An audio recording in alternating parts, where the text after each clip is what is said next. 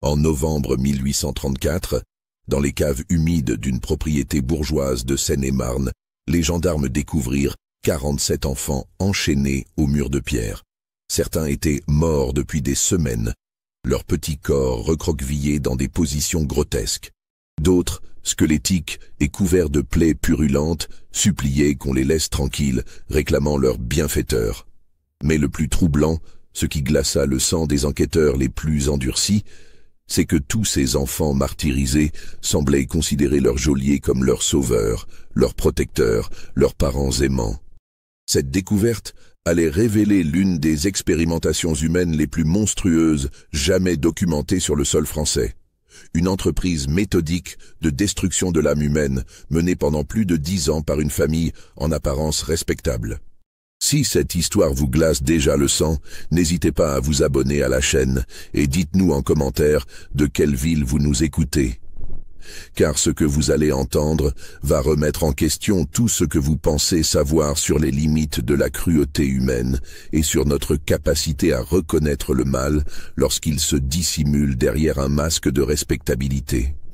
L'année 1834 marque une période de profonds bouleversements sociaux en France. Louis-Philippe règne depuis 4 ans seulement, tentant de stabiliser un pays encore meurtri par les convulsions révolutionnaires et les guerres napoléoniennes. La monarchie de Juillet s'efforce de réconcilier les aspirations bourgeoises avec les traditions monarchistes, créant une société en mutation où les anciennes certitudes s'effritent tandis que de nouvelles élites émergent. Dans les campagnes qui entourent Paris, cette transformation sociale est particulièrement visible. De nombreuses familles nobles ont vu leur fortune s'effondrer, leurs châteaux vendus aux enchères, leurs terres redistribuées. Mais d'autres, plus habiles ou plus chanceuses, ont su s'adapter aux nouveaux temps, transformant leurs privilèges d'ancien régime en richesses bourgeoises. C'est dans ce contexte trouble qu'évoluait la famille Deschamps, installée depuis 3 générations dans un vaste domaine situé entre Meaux et Château-Thierry, dans l'actuelle Seine-et-Marne. Cette région, fertile et bien reliée à Paris par la Marne, avait toujours été prospère. Ces terres argileuses produisaient des céréales de qualité, et ces carrières de gypse alimentaient les constructions de la capitale en expansion. Édouard Deschamps, le patriarche, avait hérité de son père une fortune considérable bâtie sur le commerce des grains et la spéculation foncière. Contrairement à beaucoup d'aristocrates ruinés par les événements révolutionnaires, les Deschamps avaient non seulement survécu, mais prospéré en s'enrichissant sur les dépouilles de leurs anciens pères. Édouard, homme pragmatique et sans scrupules, avait racheté à vil prix les domaines de familles émigrées, les avait modernisés et les avait revendus avec d'énormes profits.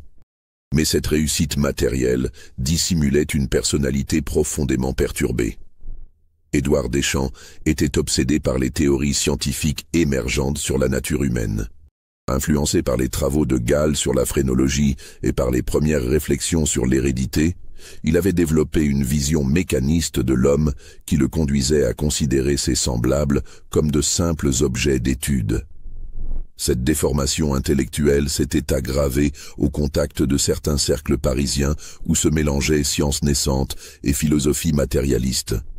Édouard fréquentait régulièrement les salons où l'on débattait des théories de Lamarck sur la transformation des espèces, des expériences de Mesmer sur le magnétisme animal et des spéculations de Cabanis sur les rapports du physique et du moral. Ces discussions enflammaient son imagination et nourrissaient ses fantasmes de toute puissance intellectuelle. La propriété familiale s'étendait sur près de 200 hectares de terres fertiles, coupées par plusieurs cours d'eau et parsemées de bosquets. Au cœur du domaine se dressait un château de style classique, construit au début du XVIIIe siècle par un financier enrichi sous Louis XIV. L'architecture en était sobre mais élégante. 3 corps de bâtiments organisés autour d'une cour d'honneur, avec une façade principale ornée d'un fronton triangulaire et de pilastres corinthiens. Les jardins, dessinés dans le goût français, s'étendaient sur plusieurs hectares devant la façade sud. Parterres géométriques, bosquets taillés, bassins ornementaux, tout y respirait l'ordre et la mesure. Mais cette harmonie apparente dissimulait un secret terrible, car c'était dans les vastes caves voûtées qui couraient sous l'ensemble du bâtiment principal que se cachait le véritable laboratoire des Deschamps. Ces caves, construites au XVIe siècle par les premiers propriétaires du domaine, présentaient des caractéristiques architecturales particulièrement adaptées au projet sinistre d'Édouard.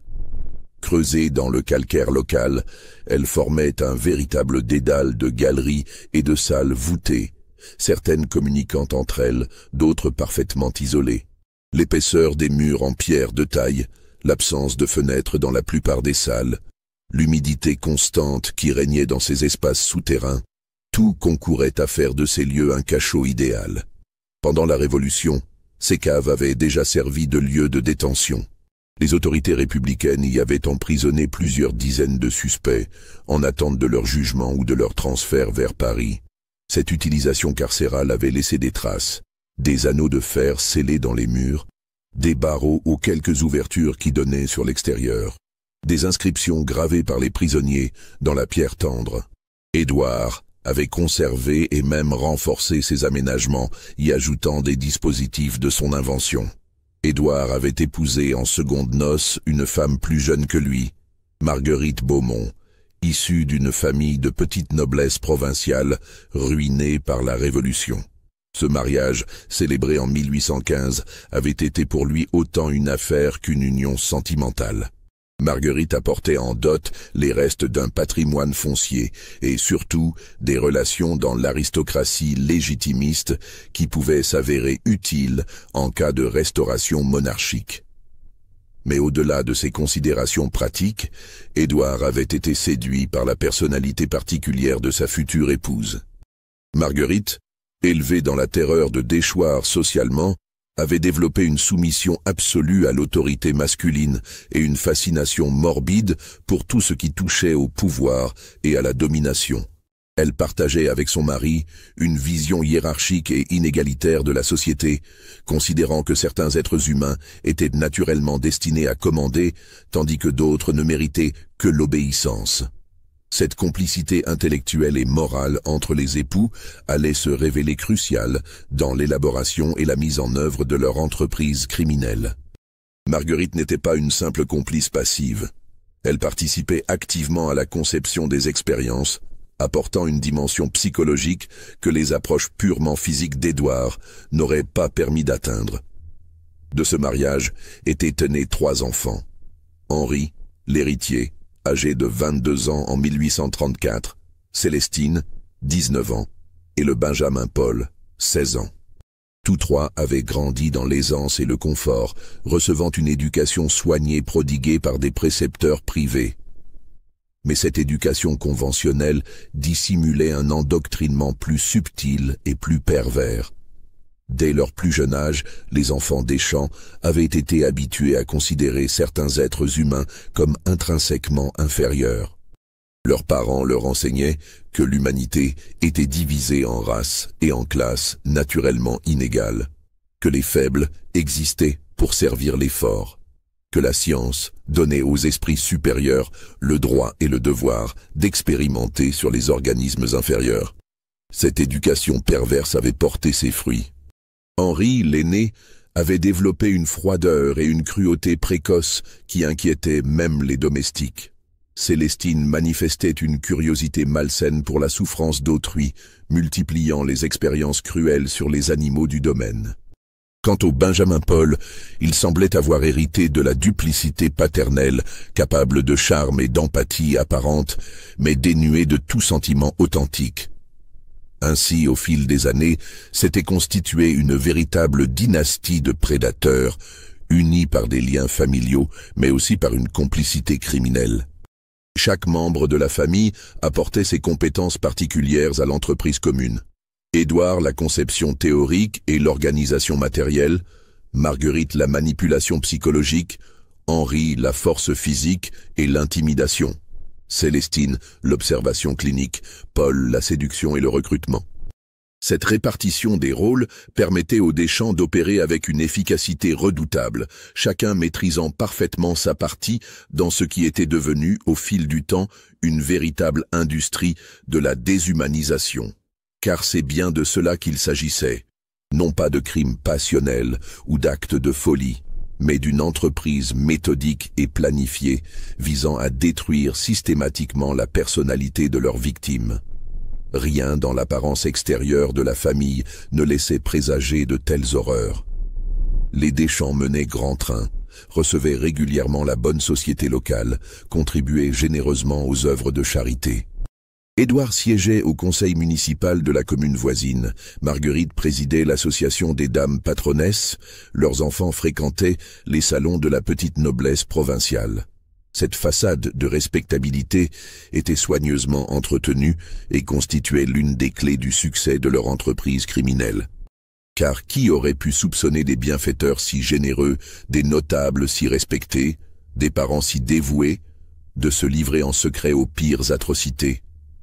Cette duplicité était d'autant plus efficace qu'elle n'était pas entièrement feinte. Les Deschamps étaient réellement convaincus d'œuvrer pour le bien de l'humanité en menant leurs expériences. L'engrenage qui allait conduire à la découverte de novembre 1834 se mit en mouvement 3 mois plus tôt, par une chaude journée d'août. Ce jour-là disparut Jean-Baptiste Moreau, un colporteur d'une quarantaine d'années qui parcourait la région depuis plus de 15 ans, vendant des articles de mercerie, des remèdes populaires et des livres de piété. Moreau était un homme méticuleux et ponctuel, connu pour la régularité de ses tournées. Chaque premier mercredi du mois, il se rendait au domaine des Deschamps, où il était toujours bien accueilli. Marguerite appréciait ses visites car il lui apportait des nouvelles du monde extérieur, des ragots sur les familles de la région, et parfois des étoffes rares ou des bijoux de fantaisie qu'elle ne trouvait pas ailleurs. Cette relation commerciale régulière avait créé une certaine familiarité entre le colporteur et la famille. Moreau était l'une des rares personnes extérieures à pénétrer régulièrement dans l'intimité du château, à partager les repas familiaux, à séjourner parfois une nuit dans les communs quand ses affaires l'y obligeaient. Cette proximité, qui avait d'abord paru anodine, allait se révéler fatale. Car Moreau était un homme observateur et intelligent. Au fil de ses visites, il avait remarqué certains détails troublants qui avaient éveillé sa curiosité. Il avait noté que les Deschamps employaient un nombre inhabituellement élevé de domestiques pour des séjours très courts, que ces domestiques semblaient souvent effrayés et refusaient de parler de leurs employeurs, que certaines parties du château paraissaient interdites d'accès même aux familiers de la maison. Plus intriguant encore, Moreau avait plusieurs fois entendu des bruits étranges provenant des sous-sols, des gémissements étouffés, des chaînes qui s'entrechoquaient, des pleurs d'enfants qui résonnaient dans les murs. Quand il en avait fait la remarque, on lui avait expliqué que le château était construit sur d'anciennes carrières, que les courants d'air y créaient des sons bizarres, que les rats nombreux dans les caves produisaient des bruits inquiétants. Ces explications ne l'avaient pas convaincu, d'autant qu'elles s'accompagnaient toujours d'un changement d'attitude chez ses interlocuteurs. Les Deschamps devenaient soudain tendus, pressés de changer de sujet, manifestement soucieux de détourner son attention. Cette nervosité même renforçait les soupçons du colporteur. Le 15 août 1834, Moreau se présenta comme à l'accoutumée au château. Il avait avec lui une cargaison particulièrement riche, des soies de Lyon, des dentelles de Chantilly, des bijoux parisiens qu'il comptait proposer à Marguerite Deschamps. Plusieurs témoins l'avaient vu emprunter le chemin qui menait à la propriété, sa carriole chargée de malles et de paquets soigneusement ficelés.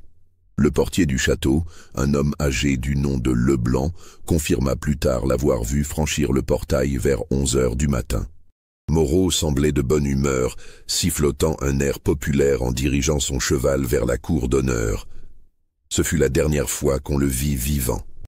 Selon la version que donneraient plus tard les Deschamps, Moreau avait déballé ses marchandises dans le grand salon, avait pris le déjeuner avec la famille, puis était reparti vers 3 heures de l'après-midi après avoir vendu quelques articles. Marguerite prétendrait avoir acheté un châle de soie et des gants brodés, payés comptant comme toujours.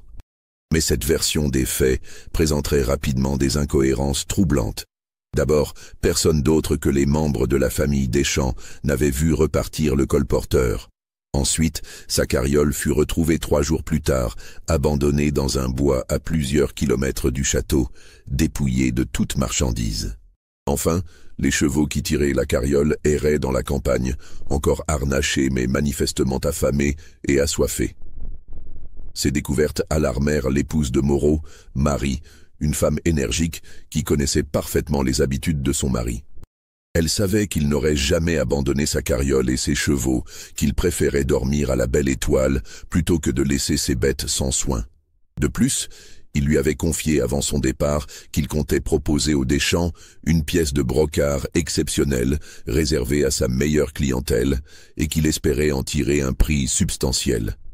Marie Moreau se rendit donc au château le 18 août pour prendre des nouvelles de son époux. Marguerite la reçut avec sa courtoisie habituelle, mais son attitude trahissait une nervosité inhabituelle. Ses mains tremblaient légèrement en servant le thé, elle évitait le regard de son interlocutrice, et elle semblait pressée de voir partir sa visiteuse.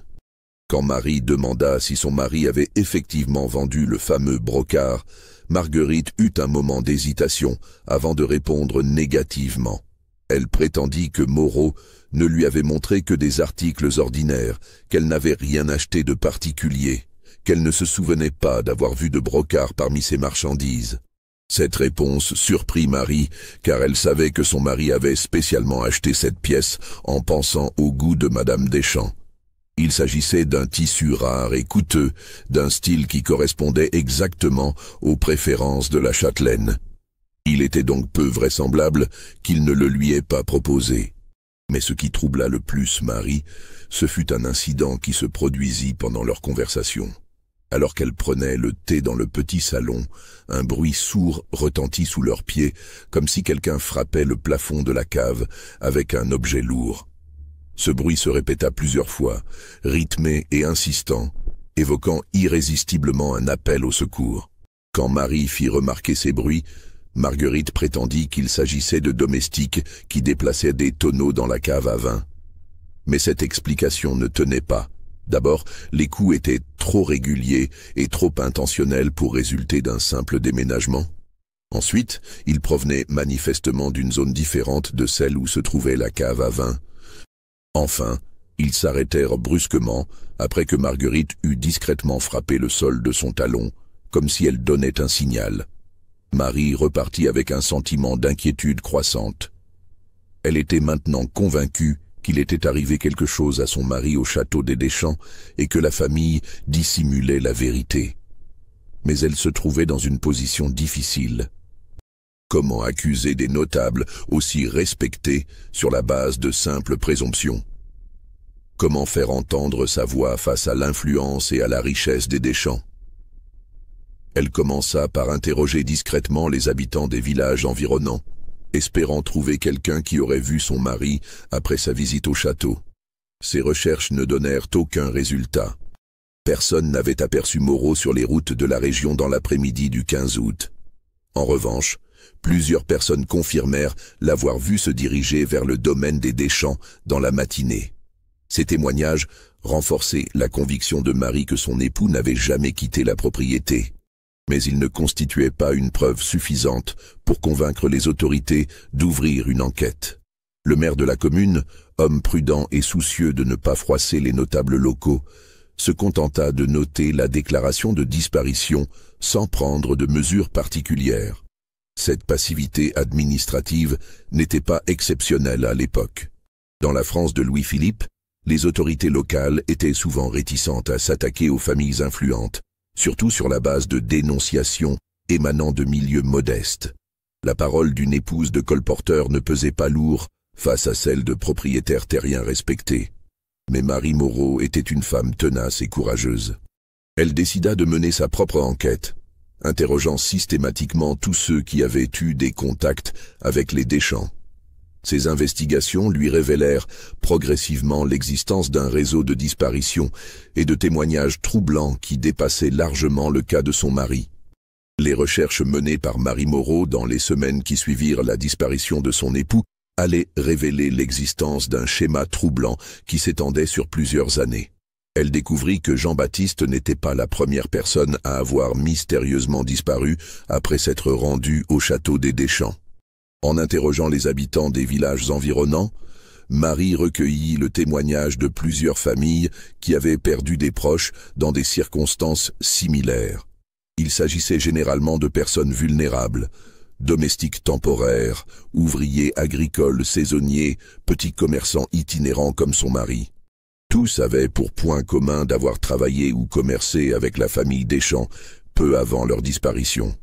Le premier cas qu'elle découvrit remontait à 1829. Il s'agissait de Claude Rémy, un jeune homme de 18 ans qui avait été embauché comme palefrenier au château. Originaire d'un village distant d'une vingtaine de kilomètres, orphelin et sans famille proche, Claude présentait le profil idéal de la victime parfaite.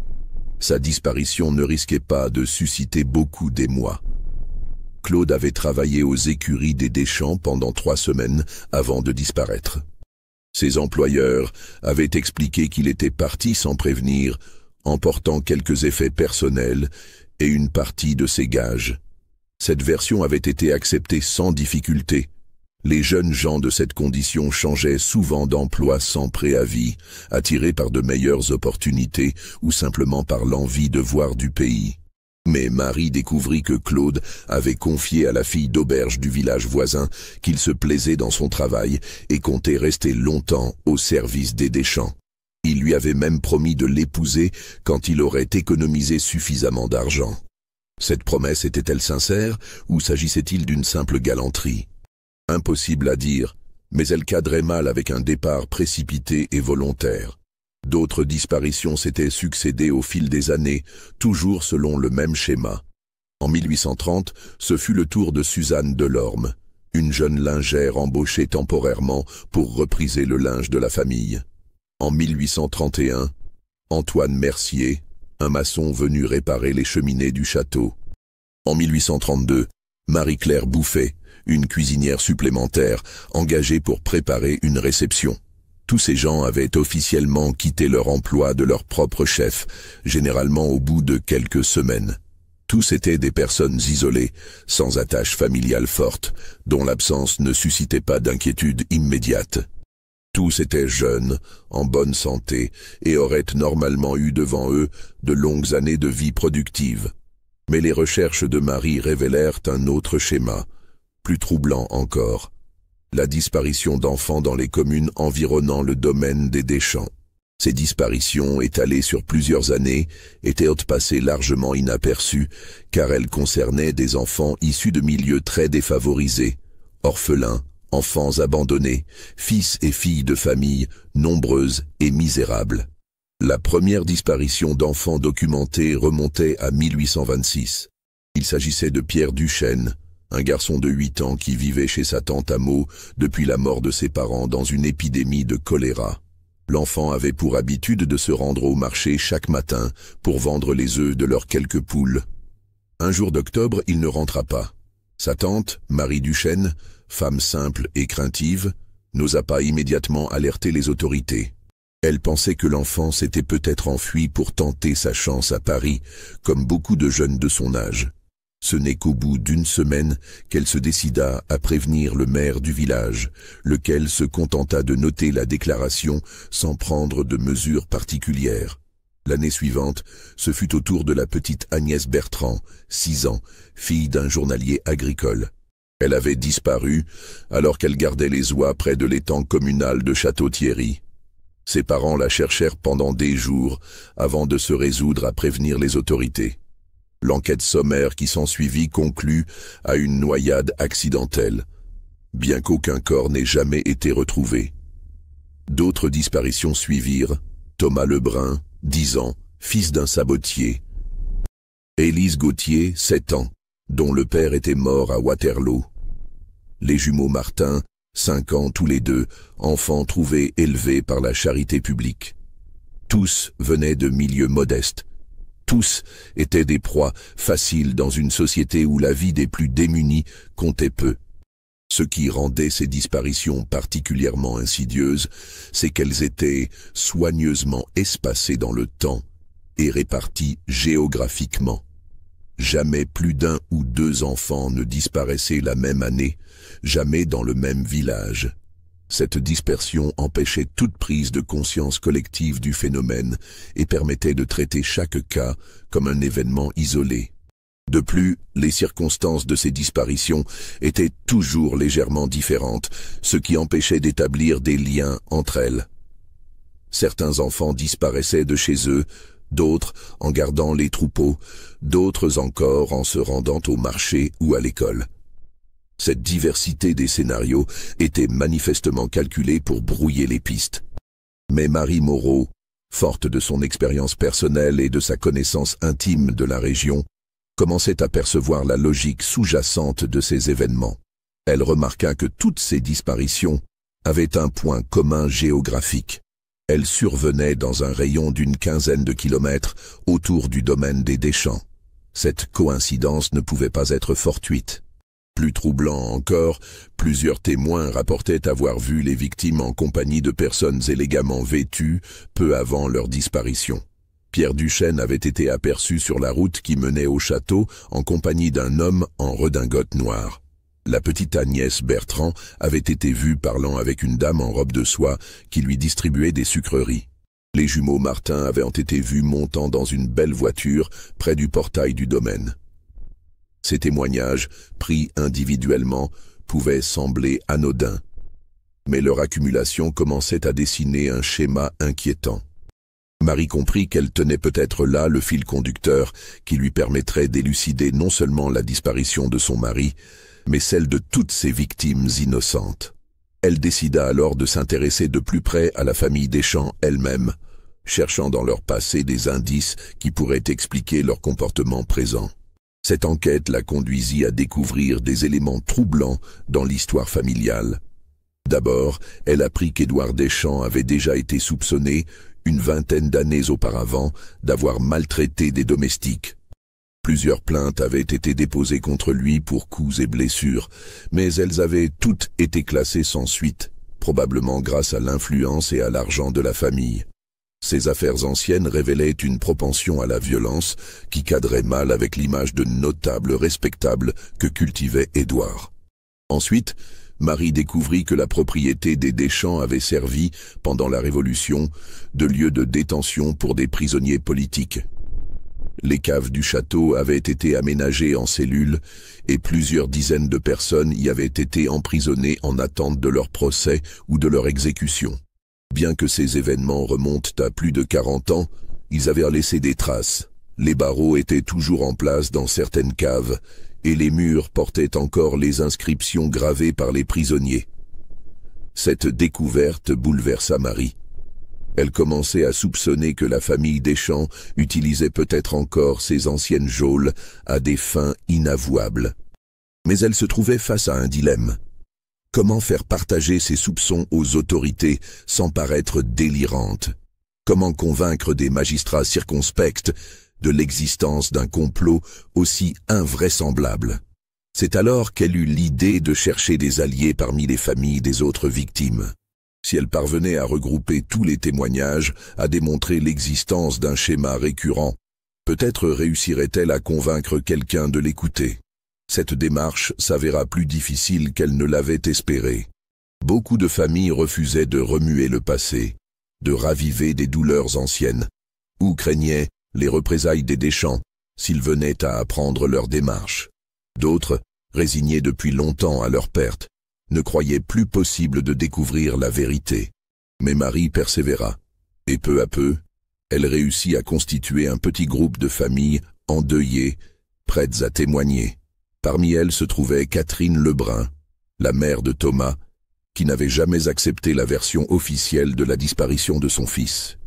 Il y avait aussi Jean Gauthier, le grand-père d'Élise, ancien soldat de l'Empire qui conservait intact son sens de la justice. Ce petit groupe commença à se réunir discrètement, comparant leurs témoignages, recoupant les dates, établissant une chronologie précise des événements. Ils découvrirent ainsi que les disparitions suivaient un rythme presque régulier, avec des pics d'activité certaines années et des périodes de relative accalmie.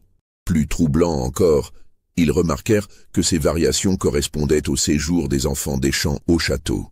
Les disparitions étaient plus nombreuses quand Henri, Célestine et Paul étaient présents, plus rares quand ils étudiaient à Paris ou voyageaient. Cette corrélation suggérait que la jeune génération était non seulement au courant des agissements familiaux, mais y participait activement. C'est vers cette époque qu'apparurent les premiers témoignages directs concernant des activités suspectes au château. Plusieurs habitants des villages environnants rapportèrent avoir entendu des cris d'enfants provenant de la propriété, surtout la nuit. D'autres prétendaient avoir vu des lumières suspectes dans les caves, visibles depuis les fenêtres du sous-sol qui donnaient sur les jardins. Un témoignage particulièrement troublant fut celui de François Dubois, un braconnier qui chassait illégalement dans les bois entourant la propriété. Une nuit d'automne 1833, alors qu'il pistait un chevreuil, il s'était approché du château plus près qu'à l'ordinaire. Il avait alors distinctement entendu des pleurs d'enfants et des supplications étouffées qui semblaient provenir des profondeurs du bâtiment. Intrigué et inquiet, Dubois avait tenté de s'approcher davantage, mais il avait été repéré par les gardiens du domaine. Il avait dû fuir précipitamment, poursuivi par des hommes armés qui l'avaient menacé de mort s'il révélait quoi que ce soit de ce qu'il avait vu ou entendu. Cette menace l'avait longtemps découragé de parler, mais le travail de persuasion de Marie l'avait finalement convaincu de témoigner. D'autres témoignages similaires émergèrent progressivement. Un colporteur avait vu des enfants en haillons aux fenêtres grillagées du sous-sol. Une lavandière avait trouvé dans la rivière en aval du château des vêtements d'enfants tachés de sang. Un postillon avait assisté au déchargement nocturne de formes humaines immobiles transportées dans des sacs. Tous ces témoins avaient été intimidés ou menacés pour les dissuader de parler. Tous avaient préféré se taire plutôt que d'affronter la puissance des Deschamps. Mais l'accumulation de ces témoignages concordants commençait à former un faisceau de présomptions troublants. Marie Moreau comprit qu'elle ne pourrait pas aller plus loin sans l'aide des autorités officielles. Elle décida donc de porter son dossier devant la justice en espérant trouver un magistrat assez courageux pour oser défier l'influence des Deschamps. L'affaire prit une tournure nouvelle avec l'arrivée dans la région d'Auguste Carnot, un jeune substitut du procureur fraîchement nommé au tribunal de Meaux. Carnot, homme de 32 ans, était issu d'une famille de magistrats parisiens et avait reçu une formation juridique moderne. Contrairement à ses prédécesseurs, souvent choisis pour leur docilité envers les notables locaux, il était animé d'un véritable idéal de justice et ne craignait pas de s'attaquer aux puissants. Carnot avait été nommé à Meaux en septembre 1834, quelques semaines après la disparition de Jean-Baptiste Moreau. Dès son arrivée, il s'était étonné du nombre inhabituellement élevé de disparitions non élucidées dans les communes de son ressort. Son prédécesseur lui avait légué plusieurs dizaines de dossiers classés sans suite, correspondant à autant d'affaires abandonnées, faute de preuves ou d'intérêt.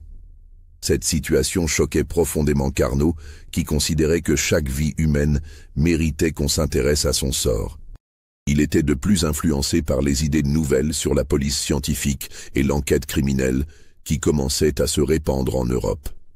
Il avait lu les mémoires de Vidocq et s'intéressait aux méthodes d'investigation développées par la préfecture de police parisienne. Cette approche moderne lui permit de déceler des indices que ses prédécesseurs avaient négligés. En reprenant systématiquement tous les dossiers de disparition, il découvrit rapidement la concentration géographique anormale de ces affaires autour du domaine des Deschamps. Cette coïncidence l'intrigua suffisamment pour qu'il décide de rouvrir plusieurs enquêtes. C'est dans ce contexte que Marie Moreau se présenta à son bureau en octobre 1834. Elle apportait avec elle le dossier qu'elle avait constitué, tous les témoignages qu'elle avait recueillis, toutes les preuves qu'elle avait rassemblées. Carnot l'écouta avec attention, prenant des notes détaillées, posant des questions précises. Cette démarche méthodique impressionna Marie, habituée à l'indifférence ou au scepticisme des autorités. Pour la première fois depuis le début de ses recherches, elle avait l'impression d'être prise au sérieux, d'avoir affaire à quelqu'un qui partageait sa soif de vérité. Carnot fut effectivement troublé par ce qu'il entendit. L'accumulation des témoignages, leur cohérence géographique et temporelle, la convergence des indices vers une même famille. Tout cela constituait un faisceau de présomptions qui méritait investigation. Mais il était aussi conscient des difficultés qu'il allait rencontrer en s'attaquant aux Deschamps. Cette famille jouissait en effet d'une influence considérable dans la région.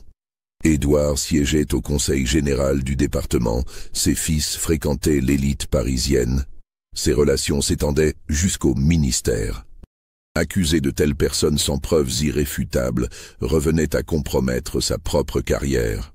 Mais Carnot était un homme d'honneur qui plaçait la justice au-dessus de ses intérêts personnels. Il décida donc de mener une enquête discrète mais approfondie, en commençant par vérifier tous les éléments du dossier constitué par Marie Moreau. Cette vérification confirma la plupart des faits avancés. Les disparitions s'étaient bien produites aux dates indiquées, dans les circonstances décrites. Les témoignages recueillis étaient cohérents et crédibles. La concentration géographique autour du domaine des Deschamps était statistiquement significative. Carnot découvrit également d'autres éléments troublants en consultant les archives locales.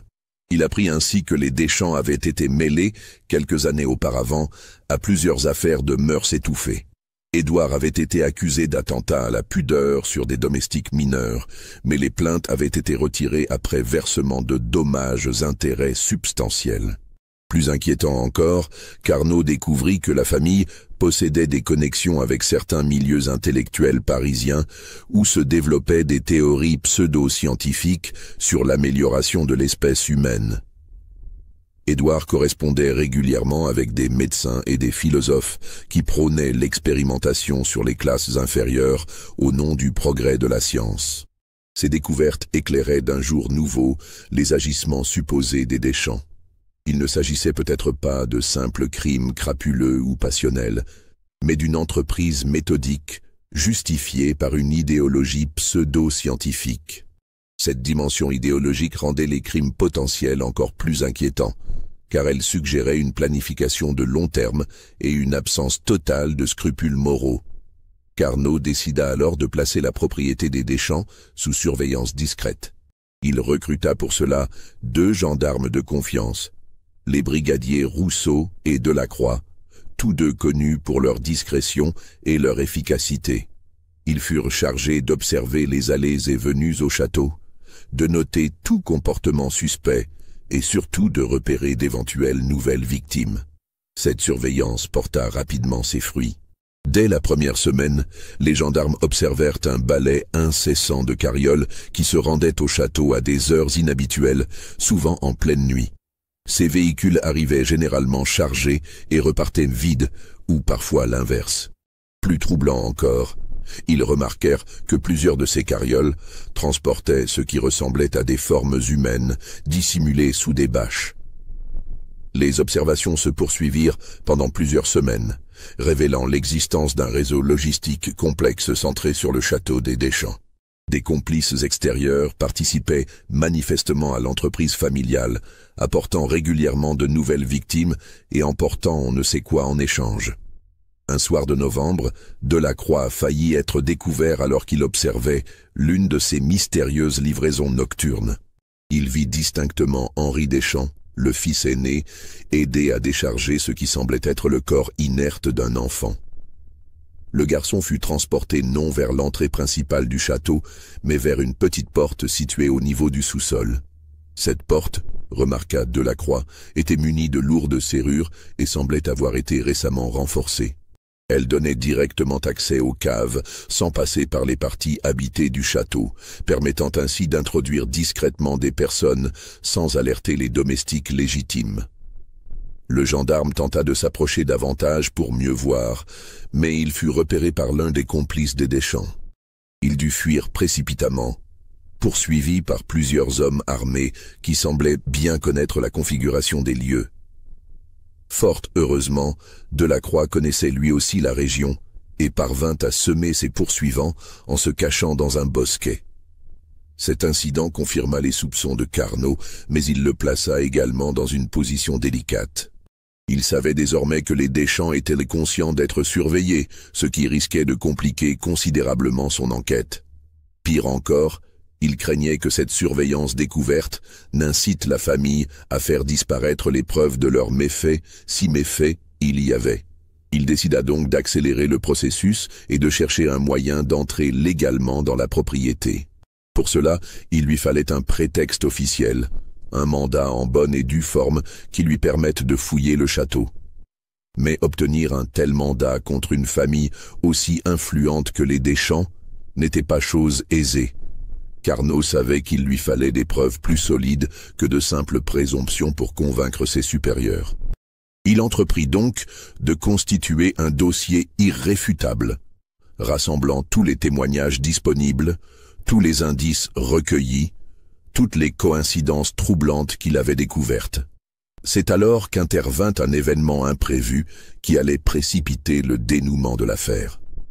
Marie Leblanc, l'épouse du vieux portier des Deschamps, se présenta un matin au bureau de Carnot. La femme, âgée d'une 60aine d'années, semblait terrorisée. Elle expliqua au substitut que son mari avait découvert quelque chose de terrible dans les caves du château et qu'il voulait en parler aux autorités. Mais avant qu'elle n'ait pu en dire davantage, elle éclata en sanglots, expliquant que son mari avait disparu dans la nuit. Elle l'avait vu pour la dernière fois la veille au soir, alors qu'il rentrait de son travail au château.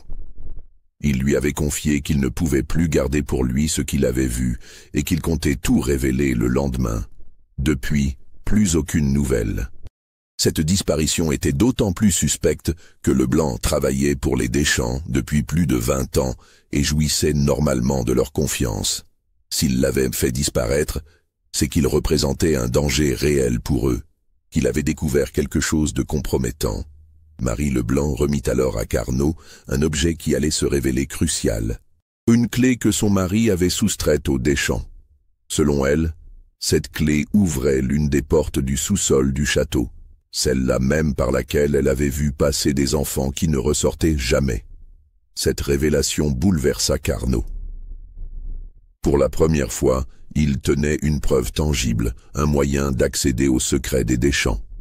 Mais il savait aussi que le temps pressait. Maintenant que Leblanc avait disparu, la famille allait probablement prendre des mesures pour effacer toute trace de ses crimes. Il se rendit immédiatement chez le procureur du roi pour exposer la situation et demander l'autorisation de perquisitionner au château.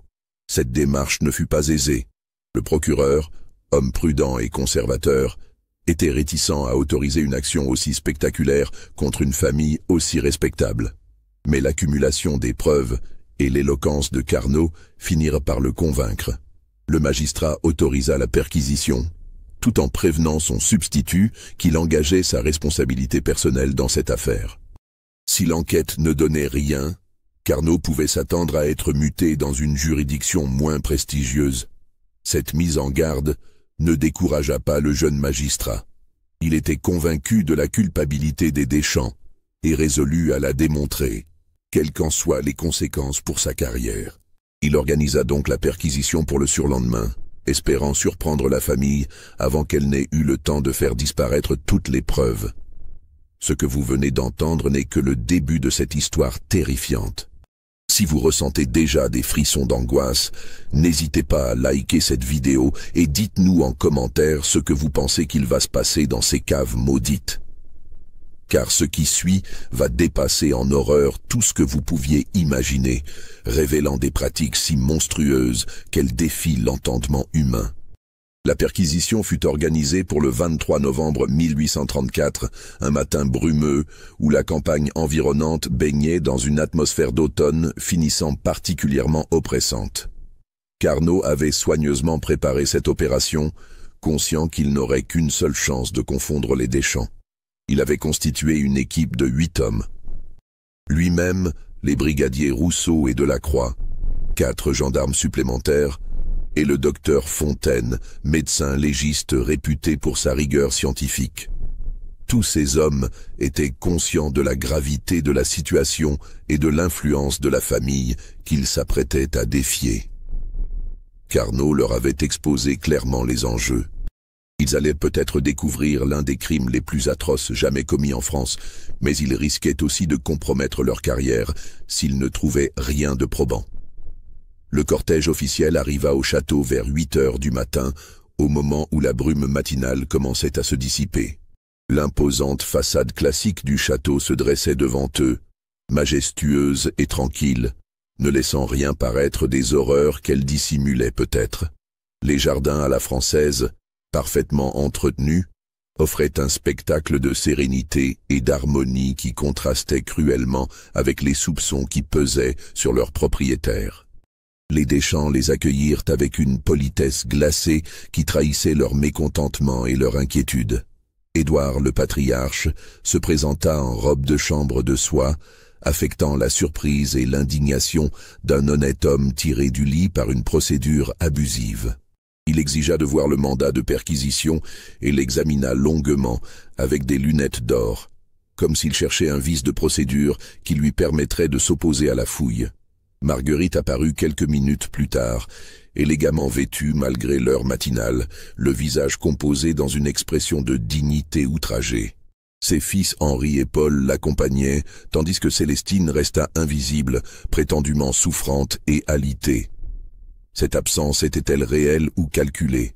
Carnot nota mentalement ce détail qui pourrait s'avérer significatif. Ne trouvant rien à redire au mandat, Édouard se résigna à laisser entrer les représentants de la justice, non sans avoir murmuré quelques mots discrets à l'oreille de son fils Henri. Ce conciliabule, bref mais visiblement urgent, n'échappa pas à l'attention de Carnot, qui se demanda quelles instructions le père donnait ainsi à son fils. La fouille commença par les parties communes du château. Salon, bibliothèque, salle à manger, chambre principale. Les Deschamps accompagnaient les enquêteurs, répondant avec courtoisie à leurs questions, expliquant l'histoire des meubles et des tableaux, se montrant même empressés de faire admirer leur richesse. Cette attitude détendue et coopérative était-elle sincère ou calculée pour rassurer les fouilleurs? Rien de suspect ne fut découvert dans ces pièces d'apparat. Tout y respirait le bon goût et l'opulence bourgeoise, mobilier de prix, bibliothèque bien fournie, collection d'objets d'art témoignant d'un raffinement certain. Les Deschamps semblaient même ravis de montrer leurs appartements luxueux, comme s'ils voulaient impressionner leurs visiteurs par leur richesse et leur distinction. Mais Carnot remarqua plusieurs détails troublants. D'abord l'absence totale de domestiques dans les parties qu'il visitait. Où était passé le personnel habituel d'une si grande maison? Ensuite, la propreté excessive de certaines pièces, comme si elles avaient été récemment nettoyées à fond. Enfin, l'état de nervosité croissant de Marguerite, malgré ses efforts pour paraître détendue. Quand Carnot annonça son intention de visiter les caves, l'attitude de la famille changea radicalement. Le masque de politesse bienveillante tomba instantanément. Édouard pâlit visiblement et tenta de dissuader le magistrat en prétextant que les caves étaient dangereuses, mal éclairées, envahies par les rats, et qu'elles ne contenaient que de vieux tonneaux et des provisions sans intérêt. Marguerite renchérit en expliquant que l'humidité des caves était malsaine, que plusieurs domestiques y étaient tombés malades, que l'air vicié pourrait incommoder les visiteurs. Henri proposa de faire apporter des plans des caves pour éviter aux enquêteurs de s'y perdre, suggérant ainsi que leur configuration était particulièrement complexe. Ces réticences multiples et concordantes ne firent que renforcer la détermination de Carnot. Plus les Deschamps tentaient de le dissuader, plus il était convaincu que c'était précisément dans ces caves qu'il trouverait la clé de l'énigme. Il exigea donc que la famille le conduise immédiatement au sous-sol, balayant d'un geste toutes leurs objections. C'est Henri qui se chargea de les guider, une lanterne à la main, dans l'escalier de pierre qui descendait vers les entrailles du château.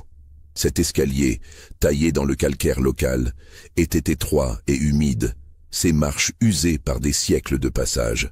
Les murs suintaient d'humidité et l'air se raréfiait à mesure qu'il descendait dans les profondeurs. Le dédale de galeries voûtées qui s'ouvrait devant eux était impressionnant par son étendue. Les caves du château formaient un véritable labyrinthe souterrain avec des couloirs qui se ramifiaient dans toutes les directions. Des salles de tailles diverses, des recoins obscurs où la lueur des lanternes ne portait pas. Henri les guida d'abord vers les caves les plus anodines, celle qui servait effectivement de réserve. L'exploration de ces premières caves ne révéla rien d'anormal. Des tonneaux de vin soigneusement alignés, des sacs de grains empilés avec méthode, des outils agricoles rangés avec ordre. Tout semblait parfaitement normal dans ces espaces de stockage traditionnels. Mais Carnot remarqua que certaines portes restaient fermées, et quand il demanda à les ouvrir, Henri prétendait systématiquement avoir égaré les clés correspondantes. Cette excuse répétée commençait à agacer le magistrat. Il nota également que Henri choisissait soigneusement leur itinéraire, évitant manifestement certaines zones du sous-sol. Quand Carnot tentait de s'écarter du chemin proposé, le jeune homme trouvait toujours un prétexte pour le ramener vers les zones sûres. Effondrement possible, sol instable, présence de rats particulièrement agressifs. C'est alors que Carnot sortit la clé que lui avait remise Marie Leblanc. Henri blêmit en la reconnaissant, comprenant sans doute que le vieux portier avait trahi le secret familial avant de disparaître. Ses mains se mirent à trembler légèrement, et il bégaya quelques mots incohérents, en tentant de minimiser l'importance de cette clé. La clé correspondait effectivement à l'une des portes du sous-sol, une porte massive en chêne renforcée de barres de fer forgées. Cette porte, remarqua Carnot, était différente des autres, plus récente, mieux entretenue, munie de serrures multiples qui témoignaient d'un souci de sécurité particulier. Pourquoi tant de précautions pour une simple cave de stockage? Quand Carnot introduisit la clé dans la serrure, un silence de mort tomba sur le petit groupe. Même les gendarmes les plus endurcis semblaient tendus, pressentant qu'ils allaient découvrir quelque chose d'extraordinaire. Henri tentait encore de les dissuader, prétextant que cette cave était condamnée depuis des années à cause d'infiltration d'eau. Mais quand la porte s'ouvrit enfin, une odeur nauséabonde s'échappa immédiatement de l'ouverture béante. L'odeur de la chair en décomposition, de l'urine et des excréments, mélangée à celle de l'humidité et de la moisissure. Le docteur Fontaine fut pris de nausées et dut sortir son mouchoir pour se couvrir le nez. Plusieurs gendarmes reculèrent instinctivement, saisis par cette puanteur inhumaine. Henri tentait encore de fournir une explication. Des rats morts, des provisions avariées, un problème d'évacuation des eaux usées.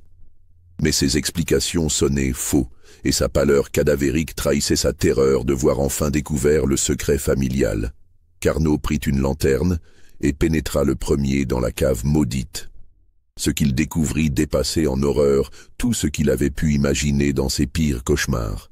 Des dizaines d'enfants étaient là, enchaînés au mur par des fers aux chevilles, certains par les poignets également. La scène était d'une horreur indescriptible. 17 petits corps gisaient immobiles dans des positions grotesques, manifestement morts depuis plusieurs jours ou semaines. Leur état de décomposition variait selon l'ancienneté de leur décès, créant un spectacle d'épouvante que même les hommes les plus aguerris peinaient à supporter. Mais plus troublant encore étaient les 30 enfants encore vivants. Squelettiques, couverts de plaies infectées, ils gisaient dans leur propre déjection, à peine conscients de ce qui les entourait.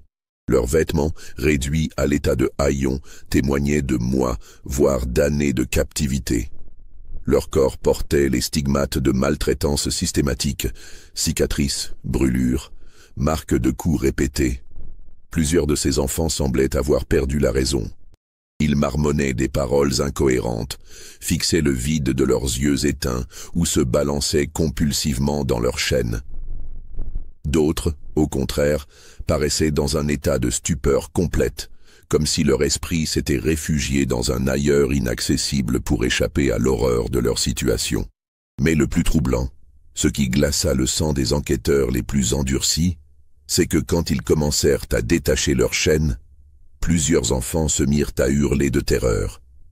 Ils suppliaient qu'on les laisse tranquilles, qu'on ne les sépare pas de leur bienfaiteur. Certains appelaient même Marguerite Deschamps « maman » et Henri « grand frère », réclamant leur tortionnaire avec une détresse qui déchirait le cœur. Cette réaction stupéfia Carnot. Comment ces enfants martyrisés pouvaient-ils encore éprouver de l'attachement pour ceux qui les avaient réduits à cet état? Quelle manipulation psychologique abominable avait pu produire un tel résultat? Il fallut plusieurs minutes au magistrat pour comprendre l'ampleur de ce qu'il venait de découvrir. Cette cave n'était pas seulement un lieu de détention, c'était un véritable laboratoire humain où les Deschamps avaient mené pendant des années des expériences méthodiques sur des enfants sans défense.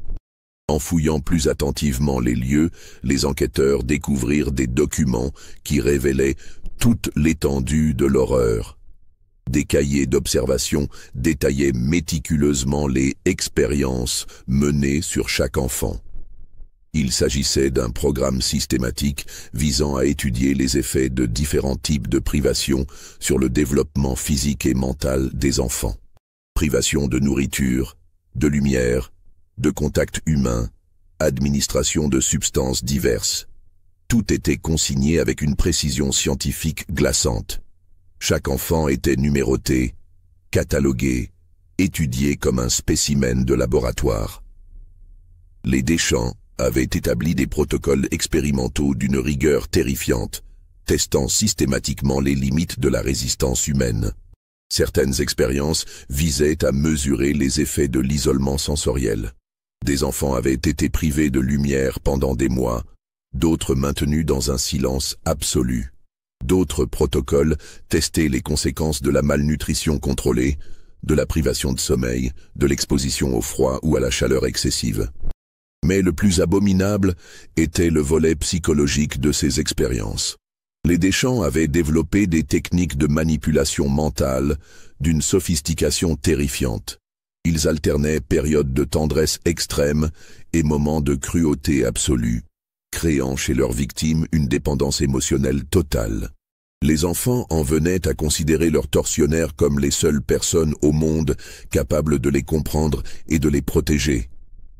Cette méthode, que les documents appelaient « reconditionnement affectif », visait à détruire complètement la personnalité originelle des enfants pour la remplacer par une soumission absolue.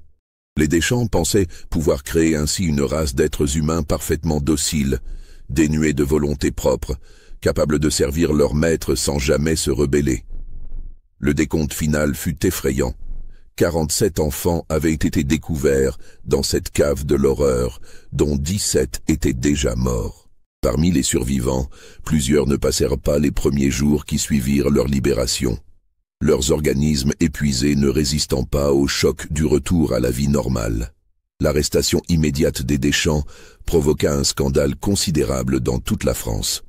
Les journaux de l'époque, le Constitutionnel, la presse, le journal des débats, se délectèrent de cette affaire qui mêlait horreur sociale et dépravation bourgeoise. Le public découvrait avec stupeur qu'une famille respectable, pilier de la société locale, avait pu commettre de tels actes. Le procès s'ouvrit au printemps 1835 devant la cour d'assises de Seine-et-Marne. Il dura 4 semaines et attira des foules considérables. Chaque jour, des centaines de curieux se pressaient aux portes du palais de justice pour tenter d'apercevoir les accusés. Des écrivains, des journalistes, des savants vinrent de toute l'Europe pour assister au débat.